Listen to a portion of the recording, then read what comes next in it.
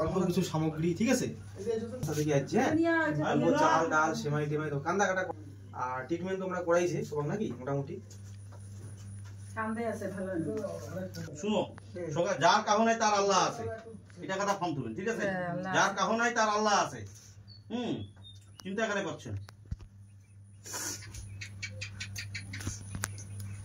দেখিবেন সবাই তোমার পাশে দাঁড়াবে, বুঝলেন? এখানে যার কাহো নাই তার আল্লাহ আছে, তোমার চিন্তা করেন না, দেখিবেন সবাই তোমার পাশে দাঁড়াবে একদিন।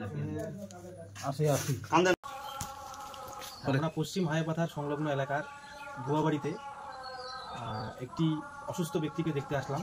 উনি দীর্ঘদিন থেকে অসুস্থ হয়ে পড়ে আছে বিছানায়, শয্যাশায়ী। বাড়িতে একমাত্র উনি, আর কেউ নেই ওনার দেখার মতো।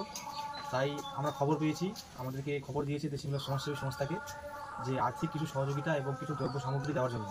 তাই সেই পরিবারের পাশে, সেই ব্যক্তির পাশে আমরা আজকে দাঁড়িয়েছি। আমরা কিছু খাদ্য সামগ্রী এবং ওই পরিবারের পাশে আছি, সহানুভূতি জ্ঞাপন করছি। উনি খুব দ্রুত সুস্থ হয়ে যাক, এটা আমরা কামনা করি আল্লাহর কাছে। এমনি তেসিমুল্লাহ সমাজসেবী সংস্থার সম্পাদক, আমার সঙ্গে আছে আমাদের সভাপতি মানিক ভাই, আর মোস্তফা আছে, বাপুদা আছে, সবাই আমরা মেম্বার।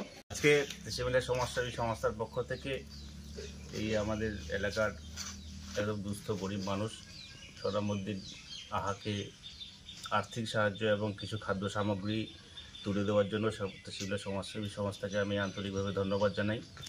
পাশাপাশি আমরা সবাই যাতে এরকম কাজে এগিয়ে যেতে পারি, এই জন্য সবাই যাতে আমরা আগামীতে সচেষ্ট হই তাদের জন্য। আপনার নাম? আমার নাম কামাল হোসেন। আমরা তেসিমুল্লাহ সমাজসেবী সংস্থা থেকে এসেছি। আপনারা শুনলেন যে আমরা কী কারণে আসছি।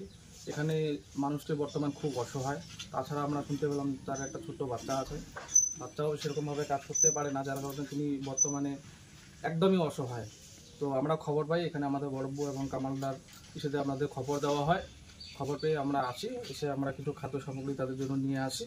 তা আগামীতে আমরা এটাও সবার কাছে আশা রাখি যে আপনারা কিছু সহযোগিতার হাত বাড়িয়ে দেবেন। এদের সাথে যোগাযোগ করে, অ্যাড্রেসটা কি আছে? গুয়াবাড়ি খালপাড়া বলে।